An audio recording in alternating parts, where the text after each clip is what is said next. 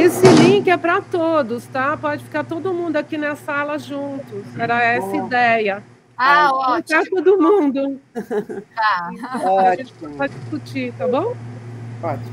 Obrigada. Obrigada, Miriam.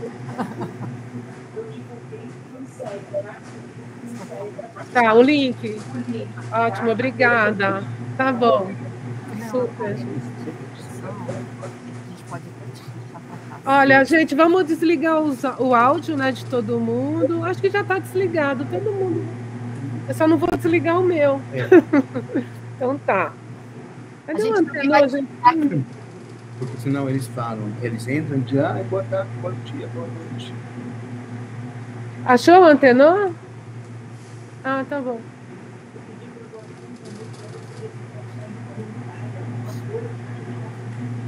Uma luminária para ela aqui, para a Suzete. Oi, Antenor, vamos começar? Um minuto. Não? É porque o Namei tem que sair. É o horário da Namei. Você representa o Ida? Sim, deixa para lá. É que não dá para atrasar. Lembra isso? Então, começou, então a gente vai. Certo? Bom. Vamos lá? Bem-vindos todos os convidados, os artistas, para o nosso evento, não é, tradicional aqui do Museu da Universidade de Brasília.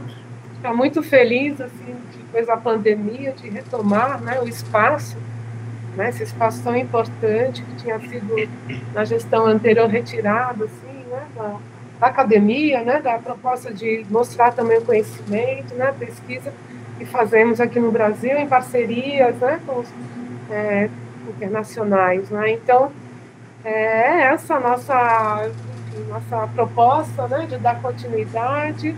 Hoje à noite nós temos às 19 horas a abertura, né, da exposição, que assim, vem sempre em conjunto com o trabalho da pesquisa dos artistas. Eu queria agradecer muito ao Museu Nacional, né, da Sara, assim, gente, incrível, né, a recepção que vocês estão dando para a gente toda vez, né, que a gente faz essa proposta aqui no nosso museu. Queria agradecer o apoio da CAPES, né, que, assim, apesar do recurso pequeno, deu para fazer muita coisa. Né, o apoio do CNPq, que a gente recebe, né, como pesquisadores, bolsas, né, assim, os alunos também, então, possibilidade de dar continuidade, né, essa proposta é importante. E a FAPESP, né, também, que apoiou alguns artistas lá de São Paulo. E a todas as universidades, né, gente? A UFG, que é parceira, USP, UFRJ, não posso esquecer de mim, o FMS, Instituto Mauá de Tecnologia, quem mais? Bem, o FRJ, eu já falei, né? A Universidade Anhembi Morumbi, também, né, que apoiou bastante, tem apoiado bastante nossas pesquisas. E é isso, né? Agora eu passar a palavra primeiro ao Antenor e depois ao Bianco, que é o nosso coordenador aqui. Bom dia, gente. Sempre bom, mais uma vez, poder reunir os amigos aqui, né, nesse evento que, aí, por 2 anos, eu tive o privilégio, a oportunidade de organizar aqui em 2019, foi o último presencial, né? Depois teve a pandemia e continuamos, mesmo assim, com os eventos online, mas eu mesmo sentia falta de reunir o pessoal aqui e tal, né? Eu agradeço demais a presença de vocês aqui, porque a gente faz esses eventos, né, não somente para divulgar, para dar visibilidade, mas exatamente para isso, para congregar os amigos, congregar os artistas, as pessoas, para fomentar essa troca de ideias, buscar novas inspirações e tal, né? Então, a presença de vocês é fundamental, eu agradeço demais, e agradeço também, Suzete já falou, mas eu reforço, agradeço na pessoa da Sara Seiler, que é a diretora do museu, agradeço sempre esse apoio que o museu tem nos dado. Em 2019, infelizmente não foi possível fazer a exposição aqui, mas a gente realizou mostra de audiovisual lá, foi uma nova parceria com o SESC e tal. Depois eu vou falar um pouquinho mais disso daí, dessas novas parcerias, mas eu gosto de citar isso porque esse aqui é um momento, né, que a gente tem o contato entre a gente, que a gente consegue estabelecer novas relações, né, relacionamentos, assim, né, e é sempre bom, individualmente, mas também para a pesquisa como um todo, né. Agradeço novamente aqui a professora Suzete por estar sempre aí. Cleomar Rocha, né, gente? O Cleomar também. O Cleomar não sei se está chegando, se viral, né? Ele chega. Mas esses anos durante a pandemia, foi o Cleomar também que segurou aí a onda, estabelecendo essas parcerias com outras universidades, outros institutos internacionais. Então, os 2 últimos artes, né, foi feito online, mas também com uma parceria com a Espanha, né, Universidade lá de Valência, Portugal. Então, a Suzete sempre aí com essa força, nossa, incansável, como sempre, na organização, fez tudo, mandou o projeto para cá, conseguiu levantar a grana lá para essas coisas que a gente precisa aqui, né? Então, Suzete está de parabéns. God save the Queen. Long life to the Queen. Espero que viva mais do que a Elizabeth.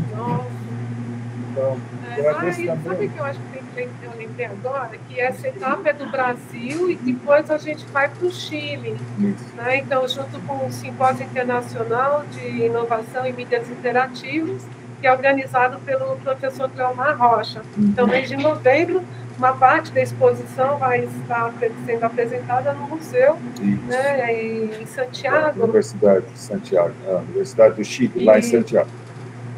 É isso, muito né? chique agora esse momento. Agora, então, então, agradeço também ao Viagem, que é nosso coordenador lá do programa de pós-graduação em Artes Visuais da UNB, que é lá onde a nossa linha de artes e tecnologia está alocada, né? Então, todo o apoio que o professor Viagem tem nos dado. Muito obrigado. Então, agora a palavra ao professor Viagem. Bom dia a todas e todos. Muito obrigado por esse evento. Finalmente voltamos ao trabalho, né? Estou muito feliz de encontrar a Suzete, mas também outros amigos, o Gilberto, por exemplo, Priscila, Milton, e o Antenor, que sempre me apoia, também psicologicamente, em certos momentos dramáticos. E PPG. Gente, eu tinha pensado com o coordenador de ler uma coisa que eu escrevi na minha inspiração artística cultural sobre a entropia. Habitualmente, quando tem um título que suscita a minha curiosidade, o meu interesse, eu começo a procurar, mas eu tenho escassa noção de grego, mas eu me lembro que a entropia vem de em, dentro, e tropa, que é de transformação. E achei que essa palavra é muito indicativa para esse tempo que nós estamos vivendo. E eu pensei nessa questão, né? Que quando um sistema passa de um estado de equilíbrio ordenado para um desordenado, sua entropia aumenta. Este fato fornece uma indicação da direção na qual o sistema evolui. E podemos dizer que se ele evolui por essa alternância de não equilíbrio e de ordem. A história da arte não é homogênea, nem funciona por linha reta. Esse jogo entre caos e ordem é um algoritmo constante. E quando tem uma frase que eu pensei nesses dias do Dostoiévski, que sempre me impressionou, que diz assim: o artista futuro encontra formas de pintar, ele dizia pintar, né, mas podemos dizer qualquer outra coisa que tenha a ver com a nossa atividade criativa, formas de pintar desordem e caos. E acho que nada é mais apropriado que essa questão, que nos reúne aqui, né? Tentamos, com uma certa rebeldia, ficar de novo pensando no poder da arte. Então, bom trabalho a todos e a todas. Obrigado, Suzete, de novo, Antenor. E vamos ouvir a primeira fala aqui, a primeira palestra. Gente, obrigado. Bom momento para mim.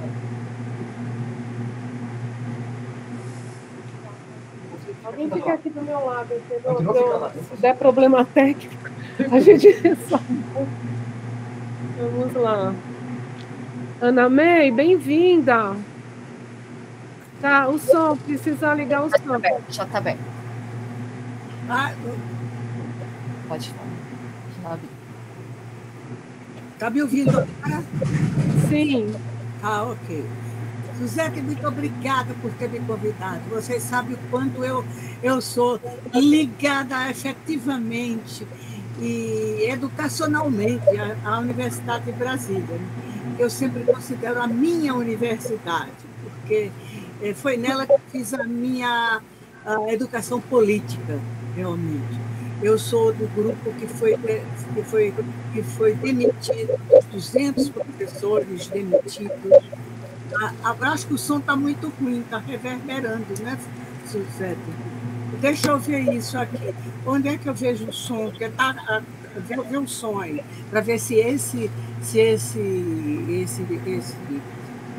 microfone, eu tenho um microfone do manual. Melhorou? Ver se ele. Não, eu tenho que ver se ele está ligado aqui. Ver o som aí. Ana, o problema era aqui, pode continuar. Tá tudo aí, bem. tá bom, ok. Em digital, eu sempre acho que o problema é meu. Mas eu tenho um enorme prazer, então, de estar com vocês hoje. Agradeço a você e a Sara por terem me convidado, né? E vamos conversar um pouquinho sobre arte e educação, né? Que é a minha... Estou quase completando, ao mesmo tempo que a rainha, 70 anos de trabalho em arte e educação. Daqui a 2 anos eu faço os 70. Né? Então, eu preferi fazer um PPT que me ajuda a me organizar melhor. Eu acabei de ter Covid, então estou um pouco atrapalhada, sabe? Mas vamos lá, vamos conversar. Eu intitulei a minha fala de arte, educação e decolonialismo no Brasil. Não é? Eu acho que hoje há uma... o que temos de muito é pergunta. Né? Vivemos um momento em que nós estamos nos questionando. Né? Como estabelecer um diálogo internacional, já que eu estou falando num congresso internacional, mas um diálogo internacional crítico, evitando a dominação cultural. Como evitar na arte e na educação a imposição de ideias fora do lugar? Que história da arte queremos conhecer? E que história da arte estamos construindo? De que revolução na arte e educação estamos precisando?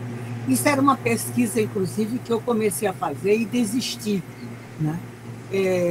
Quem sabe eu volto, eu torno agora, nesse momento em que nós vamos ter que enfrentar mudanças, né? Mudanças para voltar a ter alguma inserção de arte na educação pública, né? Mas uma educação que possa promover epistemologias pedagógicas decolonizadoras. Como promover políticas culturais e consciências decolonizadoras?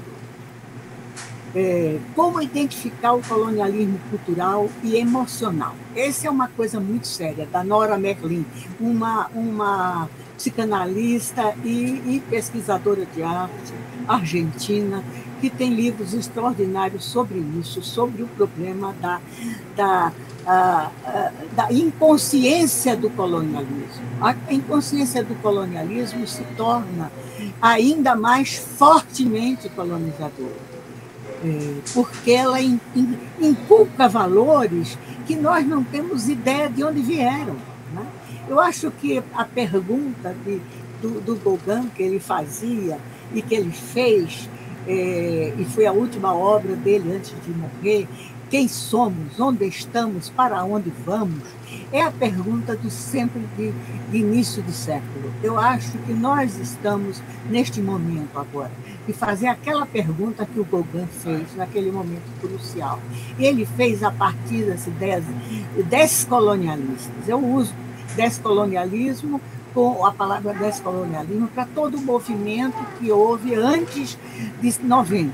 Depois de 1990, eu uso decolonialismo, que foi a palavra escolhida pelos sociólogos, pelos artistas, pelos críticos e historiadores latino-americanos para designar o nosso movimento latino-americano de contra a dominação cultural, dominação europeia e norte-americana branca. Não quer dizer que nós não tenhamos um enorme... não quer dizer que a gente vai se livrar ou menosprezar os códigos europeus e norte-americanos brancos. Nós precisamos aprendê-los, sim, aprendê-los e vê-los como estudos de caso, mas não é para copiar. O grande problema do Brasil foi sempre a mímesis no sentido romano, de cópia. A mímese grega era significa busca de semelhança. É o que todos nós fazemos. O Diderot costumava dizer que toda ideia nova tem alguma ligação com o passado. Não tem toda a razão. Mas uma coisa a arte, os artistas estão mais livres dessa dominação, porque não existe legislação que os obrigue a, de repente, pintar como se fossem impressionistas. Não tem mais a legislação que jogue fora toda a arte anterior e que exija que ele seja só digital. Não existe legislação. A educação é que é terrível, porque existe legislação. Né? E a legislação, as legislações que nós estamos tendo para a educação, elas são camisa de força para a arte. São projetadas pelo exterior. São projetadas, por exemplo, os parâmetros curriculares do início do século XXI foram determinados por um europeu que nunca viveu no Brasil, um espanhol que nunca viveu no Brasil. Como é que esse homem pode determinar qual vai ser o currículo do Brasil inteiro? Essa CNBB agora, BNCC, desculpa, CNBB, eu tenho enorme respeito por vocês. BNCC, que eu não tenho respeito nenhum pela BNCC, ela é uma maneira de excluir tudo quanto é disciplina no currículo que leve a pensar e formar operários, trabalhadores que saibam ler, escrever, os 3 R's americanos, ler e escrever e o pior, de certa maneira, obrigando a serem técnicos. E uma técnica fechada, é muito fácil dominar o técnico, ele conhece perfeitamente os procedimentos, mas se você evita que ele pense, esses procedimentos são estagnadores e se estagnam na sua mente. Né? Então, a Nora Merlin fala nisso, no colonialismo emocional. A gente, às vezes, há pessoas que defendem a descolonização e a decolonização. E, de repente, quando tem que tomar uma decisão em relação a culturas emergentes, é tão colonialista quanto os primeiros colonialistas. Isso ocorre aqui no Brasil e ocorre na Europa. Por exemplo, eu sistematizei uma abordagem para o ensino da arte, que foi chamada triangular, e os europeus, como eu estudei nos Estados Unidos, os europeus classificaram logo como uma cópia divergente, mas cópia do DBA americano, que era extremamente disciplinador. O DBA americano, que é a forma pós-moderna que os americanos encontraram para o ensino da arte, eles determinavam o fazer arte, estética, crítica e história da arte. E eu sempre critiquei isso, mas como eu estudei nos Estados Unidos, aí um espanhol, ao escrever sobre a abordagem triangular, resolve dizer que é cópia do DB americano. Ele não leu o que eu escrevi depois, na época e etc. Quando, e eu nessa palestra hoje quero mostrar a vocês, quando a gênese da abordagem triangular é Paulo Freire. Como tornar as mulheres pioneiras do ensino da arte, e da arte também, reconhecíveis, e decolonizar a educação. Essas são, para mim, as perguntas mais importantes com as quais eu estou trabalhando, com as quais eu estou pesquisando agora. Próximo.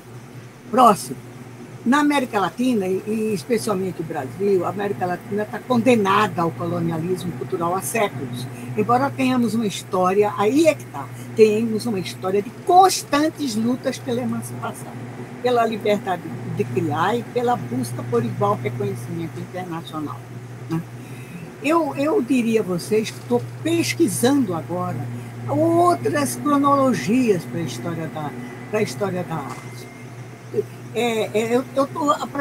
Como o seminário de vocês é de pesquisa, eu resolvi falar da minha pesquisa atual, que é essa, principalmente relacionar a história da arte, mas classificada decolonialmente, e em relação à educação. Não estou nem no meio da pesquisa, eu diria que eu estou no primeiro terço da pesquisa. Mas essa é a minha ambição. Né? No Brasil, podemos construir nossa história da arte a partir de nossa própria cronologia, sem nos sujeitarmos a classificações e tipologias europeias, como expressionismo, etc., né? Que sempre vêm 50 anos atrasados. Né? Vinham 50 anos atrasados esses processos, essas classificações para nós. Faço meus alunos como exercício de traçar nossa história da arte, desde o ponto de vista da decolonização, a partir do século XX. Então, a partir do século XX, eu faço um exercício com eles de traçar uma história decolonialista do Brasil. Cada movimento descolonial da arte no Brasil gerou abordagens metodológicas voltadas para o seu ensino. Podemos sistematizar essa história com as seguintes denominações: em sequência temporal, a partir de 1900. Agora, próximo, passa a você, porque está difícil. Em primeiro lugar, nós tivemos o indianismo e nacionalismo. Foi um movimento que se exacerbou tanto que se tornou ridículo. E aí, o movimento posterior, o modernismo, joga fora a água do banho com o bebê dentro. E não faz uma crítica seletiva do nacionalismo, especialmente do nacionalismo, não faz, e joga tudo fora. Né? Mas a gente teve alguns nacionalistas muito interessantes, com textos extraordinários, com trabalho extraordinário. Um deles, Teodoro Braga, escreveu profundamente e profusamente sobre arte e seu ensino. Né? Eu conheci o Brasil poucos, porque do Pará ele foi para o Recife, estudou no Recife, estudava direito porque o pai obrigou, mas ao mesmo tempo ele estudava arte no Recife, foi para o Rio de Janeiro, foi professor no Rio de Janeiro, e veio para São Paulo. Né? E aqui terminou seus dias como professor. O que ele era de uma linha que dizia que a linguagem dos artistas brasileiros deveria ser internacional, mas o conteúdo deveria ser voltado para a cultura brasileira. E ele, como amazônico, ele privilegiou a produção cultural amazônica, né? E a flora e fauna amazônica. Eu acho que os trabalhos dele são muito interessantes. Próximo, esse trabalho de Latão, em que ele usa uma iconografia amazônica, uma iconografia marajó, né? Valorizou muito a cerâmica marajó, né? E Cecília Meirelles escreveu muito sobre a cerâmica brasileira e os dois juntos iluminam o início da valorização da cultura brasileira pelos artistas. Agora, a forma era Art Nouveau, né? Como vocês podem ver, esses colares extraordinários. E ele eu estou vendo agora mostrando o que esses artistas entendiam como ensino também, sabe? Então, aqui está um exemplo. Próximo. A imagem é péssima, porque foi tirada de uma revista de 1930, desculpa, a revista não, de um jornal. Esse aí é um exemplo do que o Teodoro Braga achava importante como ensino. É a produção de uma aluna dele, da Escola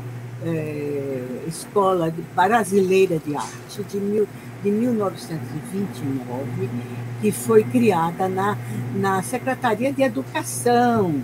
Muito interessante isso, uma escola de arte para os alunos bem dotados da rede pública de ensino, né?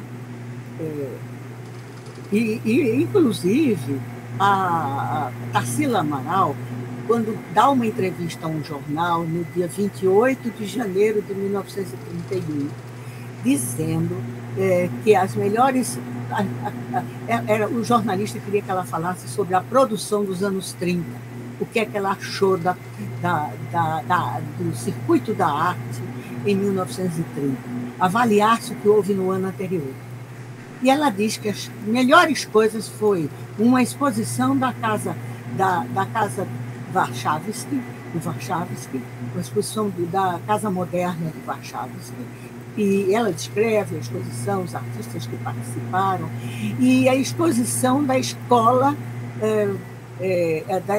da Escola Brasileira de Arte, onde o Teodoro orientava o ensino e ensinava, e a exposição dos alunos de Anita Malfatti do Mackenzie. Ela era professora do Mackenzie. Próximo. Manuel Pastana também foi um desses nacionalistas que eu prezo. Era nesta linha, vamos a pensar uma arte que tenha, que dialogue com a arte europeia, né? Nessa época, o norte-americano branco ainda não tinha supremacia, não era dominante, não era cultura dominante, né? E também mais aliado a uma forma que revelasse a nossa cultura. Então, está aqui este exemplo do Manuel Pastana. Manuel Pastana está sendo muito pesquisado na Universidade do Pará. Eu acho isso muito interessante, porque eles resolveram centrar as pesquisas de doutorado e mestrado na cultura amazônica. Isso está sendo muito profícuo no Pará. Mais um do Manuel Pastana que eu adoro, esse aí do caranguejo. Isso são frisas decorativas para casa, né?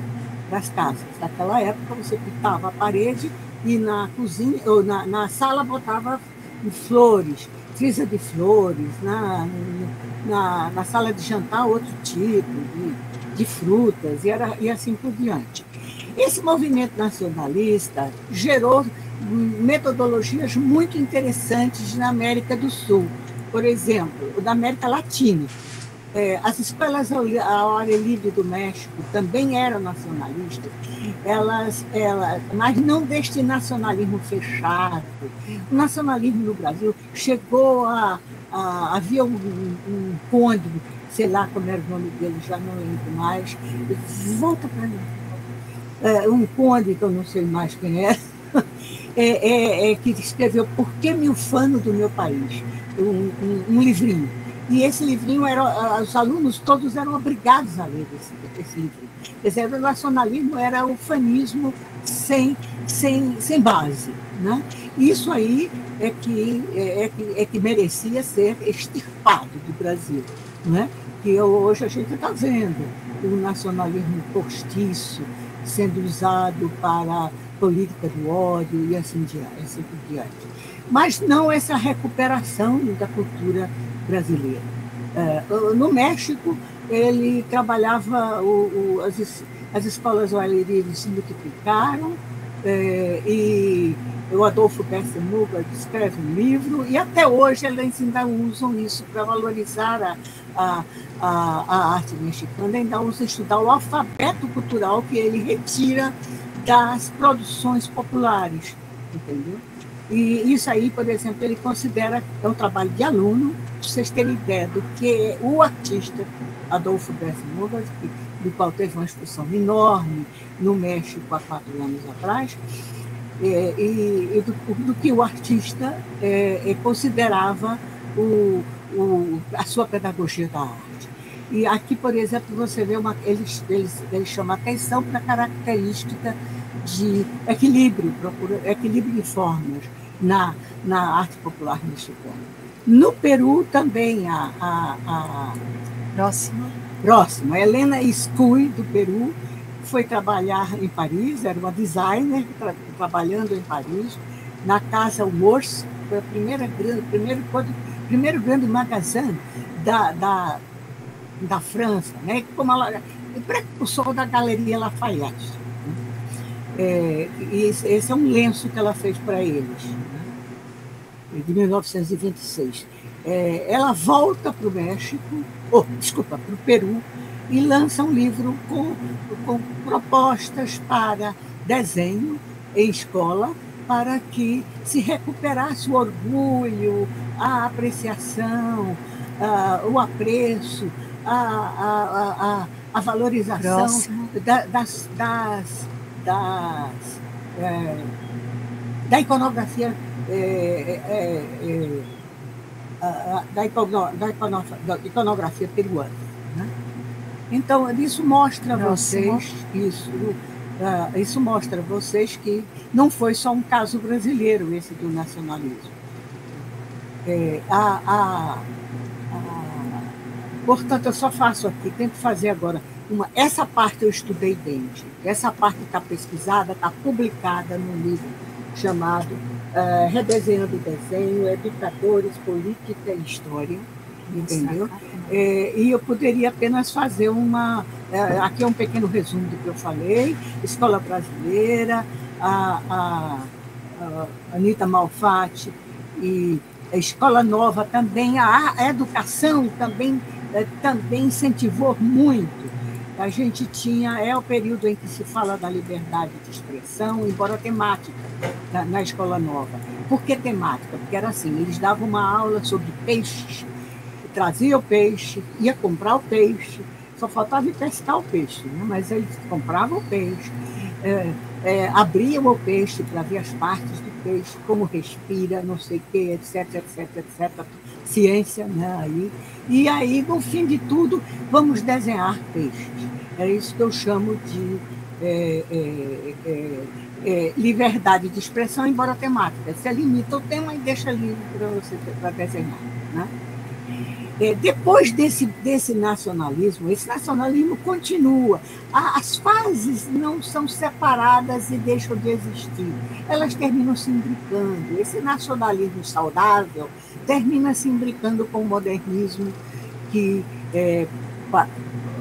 pode passar, esse modernismo expressionista da Anita Malfatti, do Mário de Andrade. Isso também está mais pesquisado.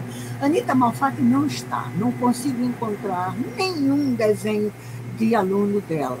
Estou procurando. Mário de Andrade está bem estudado, a coleção. Mário de Andrade foi tão interessado por arte na educação, que não só incentivou a arte nos jardins da infância que ele criou quando ele foi quando ele foi o equivalente a secretário de Cultura de São Paulo, e como colecionou desenhos, fez para a própria pesquisa dele, ele propôs concursos de desenho com criança, tem artigos sobre isso. Eu publiquei 2 artigos nele num livro meu, um já falando sobre o problema da leitura da arte, né?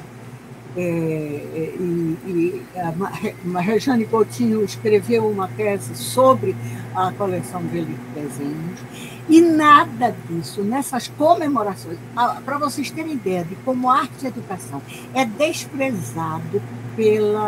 desprezada totalmente pelo sistema das artes. É que eu pesquisei agora, terminei semana passada, uma pesquisa para ver nas comemorações da Semana de Arte Moderna, se houve alguma mesa, veja bem, se houve alguma mesa que incluiu arte educadora. Nenhuma mesa incluiu. Aí eu fui reclamar com um grupo que fez muitas coisas, o grupo disse, faça uma mesa. Não, eu não quero, eu já passei da fase. Eu ainda sou ativista, faço questão de ser ativista, mas já não dá mais para eu estar de frente, né? E se eu fizesse, não romperia, não estaria provando nada, porque eu sou arte educadora. Eu quero saber se os artistas, os críticos, os historiadores que fizeram parte dessa mesa não tiveram a mínima curiosidade de saber como repercutiu na educação a Semana de Arte Moderna. É uma coisa impressionante. E repercutiu muito, essa é a verdade. Tem um outro modernismo antropofágico, que esse daí eu só localizei o autor desse modernismo antropofágico na arte, na educação em geral, Atílio Vivaco, do Espírito Santo. Também não tenho nada ainda sobre ele. Eu estou com uma bolsa do CNPq, muito pequena, eu sempre fui um A, dava para viajar e pesquisar, toda essa primeira parte, que eu disse a vocês que está pesquisada e escrita, foi com uma bolsa do CNPq. Acontece que eu deixei 1 ano de pesquisar, porque realmente eu tinha um problema pessoal de família, a doença da minha filha, e resolvi que não ia propor pesquisa ao CNPq, porque eu queria mais me apropriar da minha nova vida, entendeu? Entender melhor a minha nova vida depois da doença da minha filha. E acontece que quando eu fui no ano seguinte propor pesquisa, disseram, você saiu do sistema, agora não dá, vamos dar uma bolsinha aí para você se consolar, e pronto. Então a coisa é difícil. Agora, este modernismo que eu estou falando com vocês, quase, se você estudando a história da arte desse ponto de vista colonizador, você vê que há sempre um movimento do sudeste para baixo e um movimento do nordeste. Na mesma época que o modernismo expressionista se eclodia na Semana de Arte Moderna, com o Oswaldo, com o Mário e com alguns literatos ainda muito conservadores, tudo bem. Eu acho que eles operaram politicamente muito bem. No Recife, no Nordeste, era o outro movimento que se equivalia ao movimento regionalista nordestino, liderado por Gilberto Freire. Então, essa cronologia que eu fico reclamando, a cronologia das lutas anticoloniais. Você tem o modernismo, o expressionista, o modernismo, o antropofágico, mas você tem no Nordeste o realismo, o regionalismo nordestino, principalmente de Gilberto Freire e de Vicente Redondo Monteiro. Essa obra do Vicente, esse desenho do Vicente, eu não sei se é desenho ou gravura, também está ruim, porque foi retirado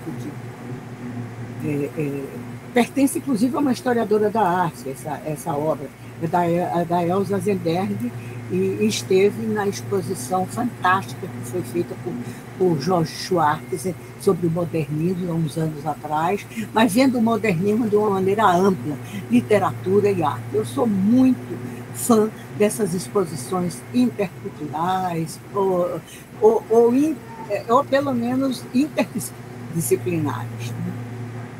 Então, Vicente, esse desenho é de 1921, portanto, Vicente desenha o antropófago bem antes da Tarsila, da antropofagia da Tarsila. Né?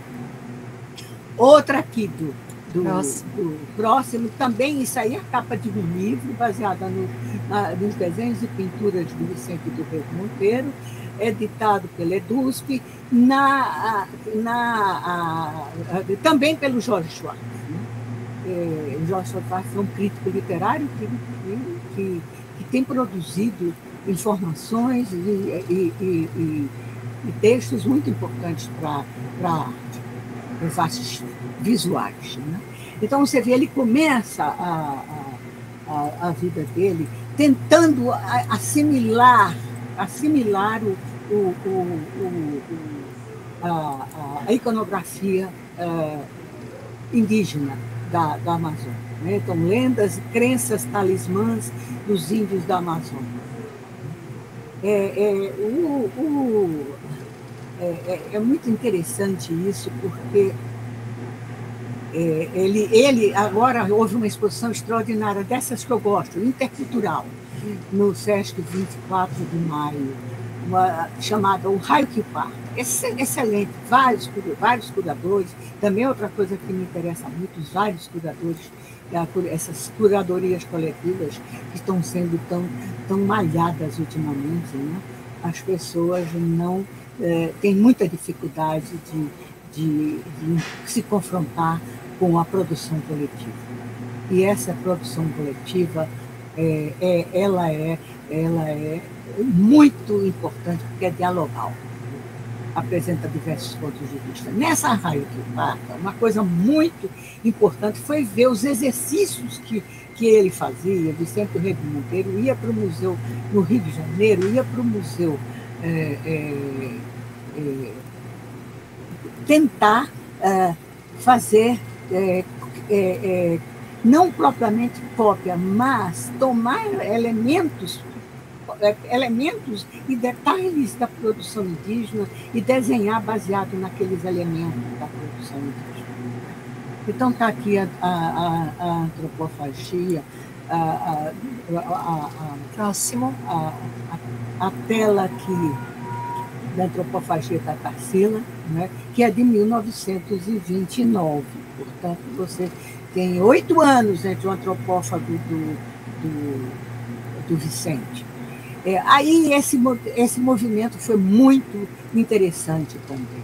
Ele penetrou em escolas, penetrou esse modernismo mais expressionista e temático também. Acontece que chega o Estado Novo. O Estado Novo perseguiu artistas, perseguiu educadores, perseguiu críticos, perseguiu... Vocês jovens não sabem o que é isso. O que é você viver sob uma ditadura em que você não pode... Qualquer coisa pode ser levada a lhe identificar como comunista.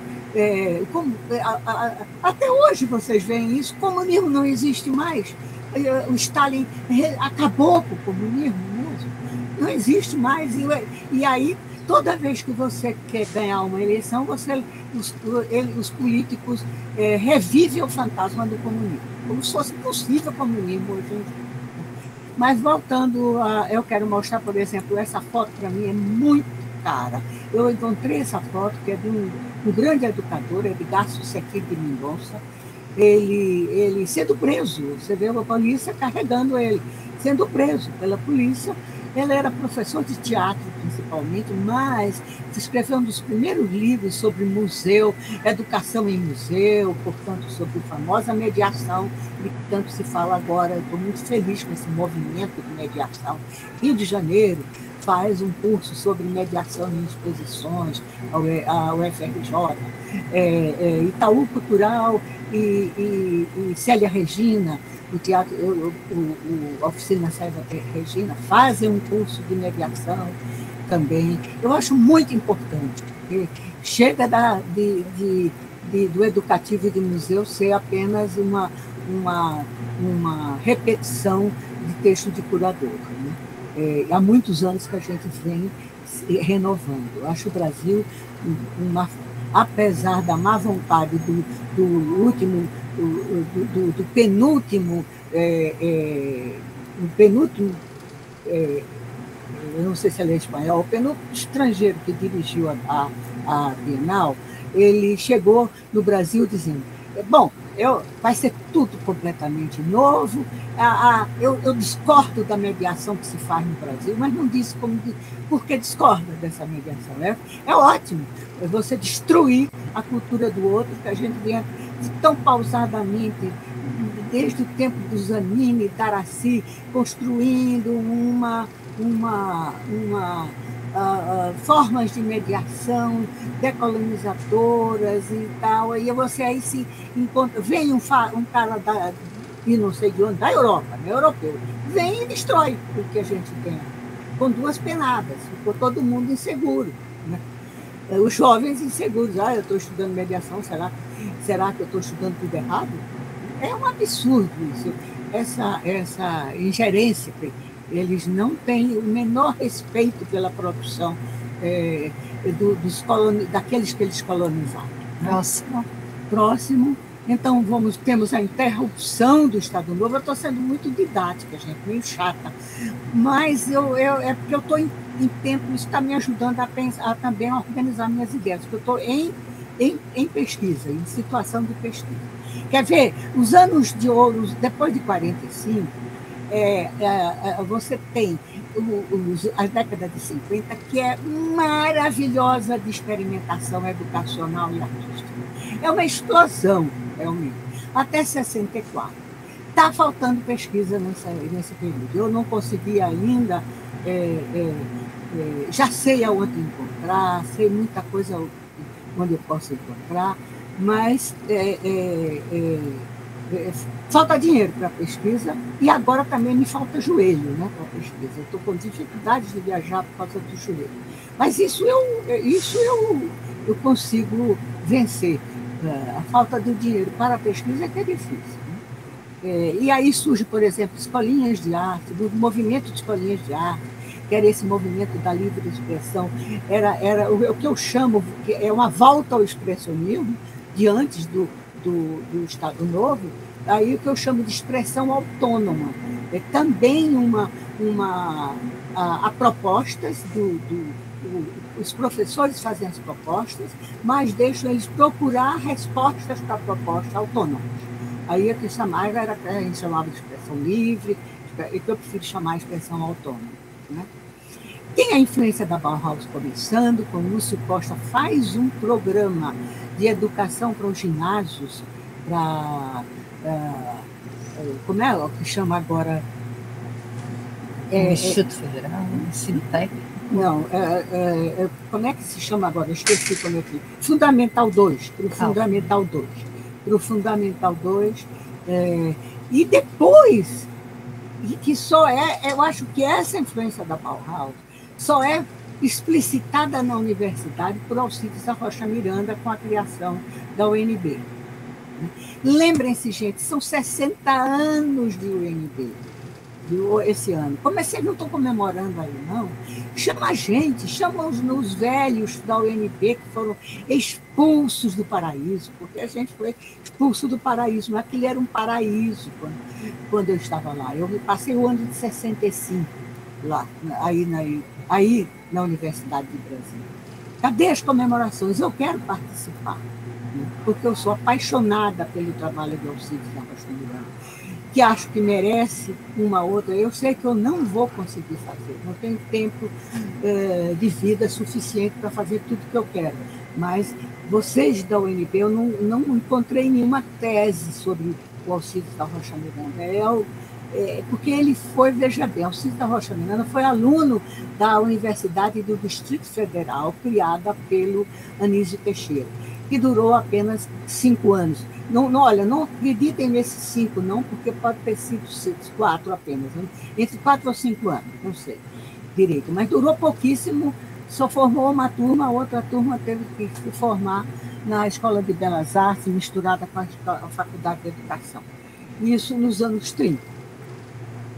E ele foi aluno. E quando Lúcio Costa, quando Darcy Ribeiro e Anísio Teixeira criam a Universidade de Brasília, chamam quem para dirigir o Instituto Central de Artes? Dr. Alcides da Rocha Miranda. Ele era arquiteto. E foi com ele que eu aprendi sobre Você não vai mostrar a fazendinha? Eu tive a honra de ser uma espécie de tutorada por ele. Ele me dava um livro, 2 ou 3 semanas depois me perguntava: o que você achou daquilo que fulano disse? Estava cobrando de corredor. Então, ele me obrigava a ler tudo que ele me dava. Isso depois a gente tem a influência dele. Aí, influência não, aqui do doutor Alcides era influência. A ideia era, na UNB, se trabalhar com alguns ideais da Bauhaus, mas voltado para o conhecimento da cultura brasileira. Na AESE, não. A AESE foi criada como cópia do IUM, realmente, entendeu? E você tem o primeiro designer a tentar mudar este ponto de vista, trazer para a visão, trazer a visão da escola para a cultura brasileira, foi a Luiz Magalhães. E eu acho que não foi bem sucedido. E, novamente, depois, Lucrécia D'Alessio Ferrara e Décio Pinto foram fundamentais na ESE, como foram fundamentais na FAO, para trazer essa ansiedade por conhecer, mostrar, debater e discutir a cultura brasileira. Agora, eu não sei quanto tempo eu ainda tenho. Vamos só voltar. Só primeiro. Próximo. Quanto tempo que a Ana May tem, por favor? Suzete, quanto tempo? Suzete, a gente não está te ouvindo. A gente não está te ouvindo. Quanto tempo eu tenho ainda? Uma coisa vai estar lá em cima. Alô, estão me ouvindo? Sim. Não. Então, já terminou o tempo. Agora, eu estou correndo para terminar. Um momentinho. Vamos lá? Peraí, volta para o meu vídeo. Vamos lá. Vou compartilhar de novo, só um pouquinho. Olha, depois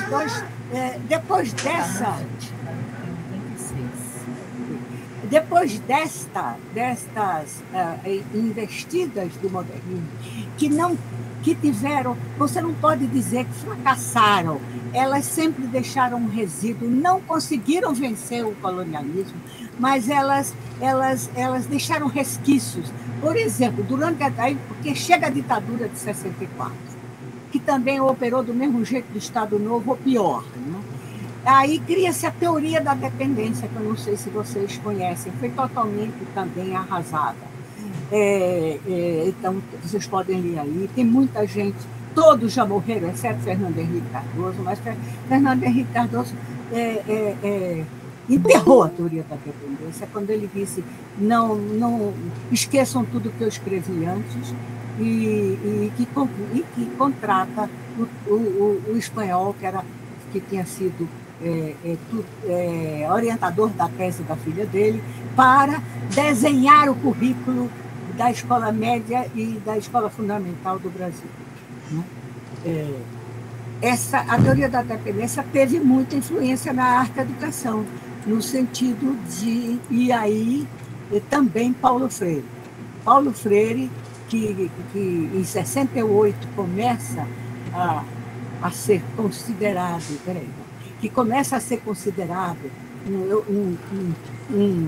um descolonialista, né? Ele e principalmente Quijano, Aníbal Quijano, trabalharam no mesmo tempo, em 68, no mesmo país, no Chile, trabalhando com problemas de colonização, dependência, independência, diálogo cultural, etc. O Quijano fazendo a tese dele de doutorado e Paulo Freire escrevendo um livro sobre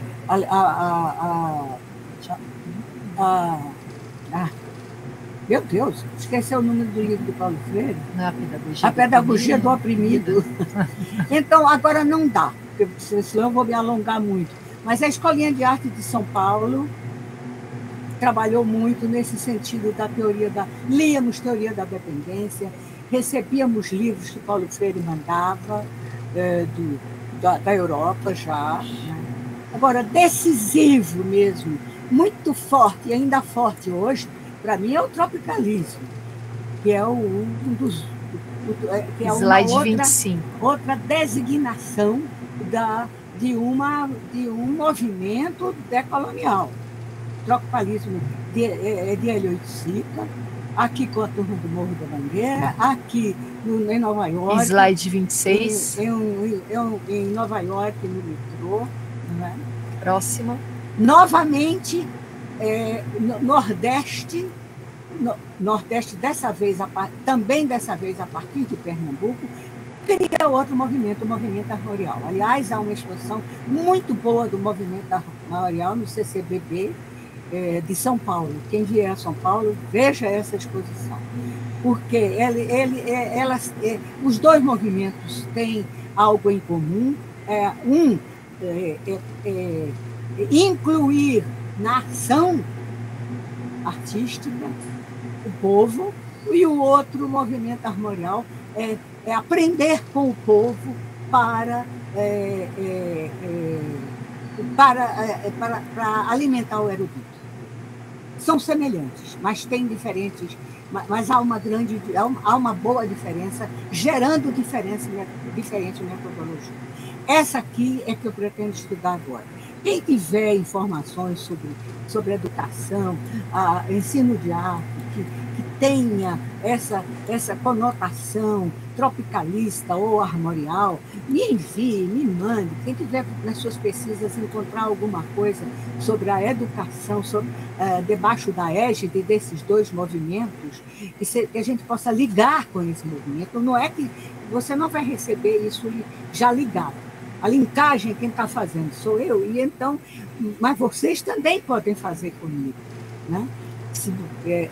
Encontrando hoje que, às vezes, escolas, professores que trabalharam ligados a esse movimento, não ligados, mas inspirados nesse movimento, e assim por diante. Então, eu estou aqui me descortinando para vocês, inclusive as minhas dificuldades. Movimento armorial. Aqui você tem... Slide 28. 28 e 29. E agora, deixa eu ver. Para baixo. Brenan. Estou com dificuldade aqui de mudar o vídeo. Deixa eu ver. Isso. Posso continuar? Deixa eu ver. Mas uma das forças reconstrutoras dos ideais democráticos no Brasil nos anos 80 foi a volta de Paulo Freire, depois de 16 anos de exílio. E aí eu acho que eu vou simplesmente terminar e lembrar para vocês apenas que a decolonização de Paulo Freire baseia-se em reflexões sobre as relações entre o opressor e o oprimido, chamando a atenção da gente fortemente para que o oprimido, quando não tem consciência da opressão, ele quer se tornar opressor e se torna opressor na primeira chance que ele tem. E lembrar que, embora perseguido politicamente, nos últimos 6 anos, o aniversário de 100 anos do Paulo Freire foi uma maravilha. O mundo inteiro se mexeu, o mundo ocidental, não quero dizer todo porque eu não sei a Ásia, mas da Ásia eu também ouvi falar. Slide 34. Que houve grandes movimentos também. A Columbia University criou uma bolsa para se estudar, não sei se não mais de uma bolsa, para se estudar Paulo Freire na Columbia University. E o Itaú Cultural, que tem esse projeto de ocupações, que são exposições baseadas em pessoas que foram importantes para a cultura brasileira, para várias coisas, para arquitetura, para engenharia, para música, para qualquer intervenção cultural brasileira. A pessoa foi importante, deixou um legado, eles fazem essa ocupação, que eu acho que foi uma das primeiras exposições decolonialistas do Brasil. Eu considero essa categoria do Itaú, ocupação, um trabalho decolonial. E aqui eu vou deixar apenas uma não vai dar tempo para fazer mais nada, estou terminando, eu queria deixar uma foto do Paulo Freire para vocês, para mostrar o quanto ele foi engajado. Deixa eu ver qual é o número da foto. 73. Slide 73. Paulo Freire, junto com um educador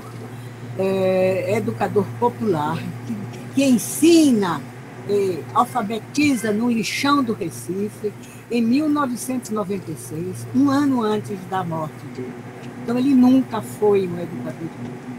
Ele ia ao local, ele estimulava os educadores populares. E a última frase, uma frase dele que eu deixo com vocês, que é muito boa para hoje. E ele tinha uma linguagem, às vezes, difícil, mas as mais das vezes, como dizia minha avó, ele usava uma linguagem muito clara. E é essa que eu quero, essa linguagem que eu quero que vocês apreciem. Ele dizia: um dia este país se tornará menos feio. Ninguém nasceu para ser feio. Esse país será mais bonito quando lutarmos com alegria e com esperança. O que muda é a forma de lutar. Ética sempre ligada à estética. Decência e beleza de mãos dadas para não virar rancor. Então, sem nenhum rancor, vamos lutar deste novo governo para a gente recuperar o espaço que a gente perdeu de arte na educação. Mas todos juntos, a gente precisa dos artistas. Vocês é que têm uma voz mais ouvida. Nós, como já disse, sofremos, nós arte-educadores, sofremos muito com o preconceito. A educação para esse país é pornografia. A educação ou é assistencialismo ou é mediocridade. Os ricos mandam seus filhos estudar lá fora porque não querem que sejam educados para ver o seu próprio país. Então, por favor, precisamos de ajuda para, neste próximo governo, a gente batalhar para a gente, pelo menos, recuperar o que já tínhamos. Muito obrigada.